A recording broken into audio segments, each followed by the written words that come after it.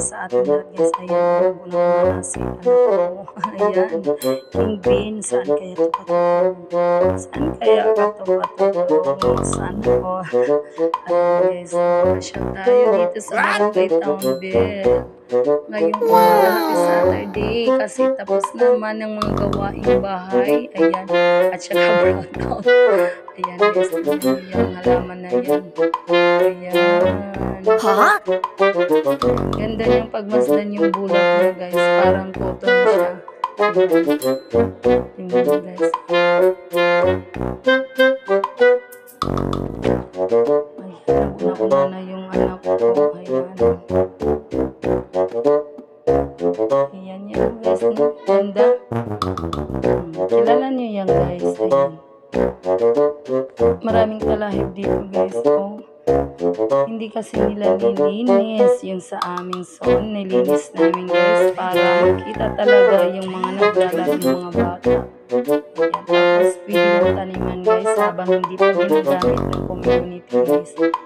Siguro lalagyan yan ng paaralan, simbahan, at saka palengke yung ano na dyan, banda dyan. Sa barangay town, Busay lang yan nakikita guys. Yan. Ayan, daming mga talahib siya guys. Kailangan talaga putulin yan guys. Diba linisin. Shout out po sa nakikita dyan. Ayan, hindi naman yan tambakan guys. Kaya ayan, mindset lang po. Yung mga nakaano dyan sa zone na yan. Ayan. Ayan. Galing naman yan. Oh, ayan. Malawak talaga yung Townville guys. Ayan. Kikita nyo dyan guys. Yung sa amin guys, ayan, yung mga basura, naka-prepare siya guys. Monday, kinukulikta yan ng taga-basura. Mga basurer, yung mga ano. Ayan, dapat itapon yan ng tamang lalagyan. Di ba mga lods?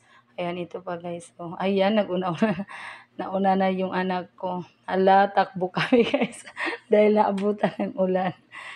Ayan. Ayan, takbo-takbo. Bilis na. Ang bilis na. Pumauna pa sa akin. Ayan, yun guys. Nice talaga, diba? Pag nilinis yung mga ano natin, backyard. Oh, ganda. Ayan.